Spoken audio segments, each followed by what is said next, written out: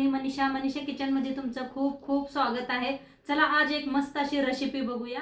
चला तर मैत्रिणींनो, आज मी तुमच्यासाठी घेऊन आलेली आहे खास आणि मस्त अशी एक रेसिपी, जे तुम्ही बनवून म्हणाल की इतकी चव आहे ही रेसिपी।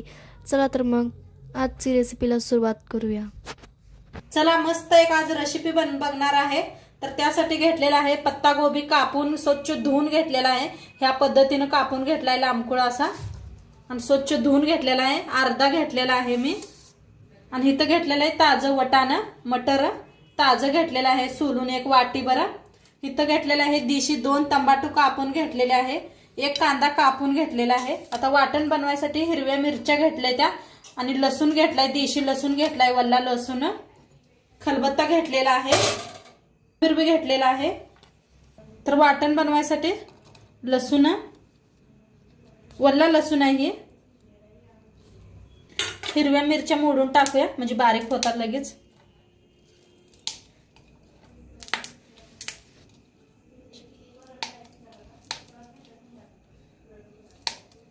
थोडं मी जास्तच घेतलेले आहेत, तुमच्याकडे जास्त तिखट खात नसलं तर कमी वापरा। हे तिखटवाल्या मिरच्या आहेत हिरव्या। कोथिंबीर देठासकट घेतलेला आहे, कवळे आहेत म्हणताना। तर सगळं बारीक कुटून घेते। थोडीशी कोथिंबीर साईडला ठेवलेली आहे, नंतर ना आपणाला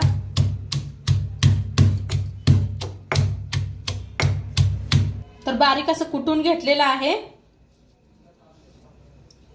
आता गॅसवर ठेवलेले आहे कढाई, तेल ओतूया। एक चमचाभर तेल ओतलेलं आहे। तेल चांगलं गरम झाले, त्याच्यात टाकूया अर्धा। आता ट्रेन आलती म्हणताना एकदम थांबलो बघा। तर तेल गरम झालेलं आहे, त्याच्यात टाकूया अर्धा चमचा मोहरी, अर्धा चमचा जिरा, हिंग, कांदा,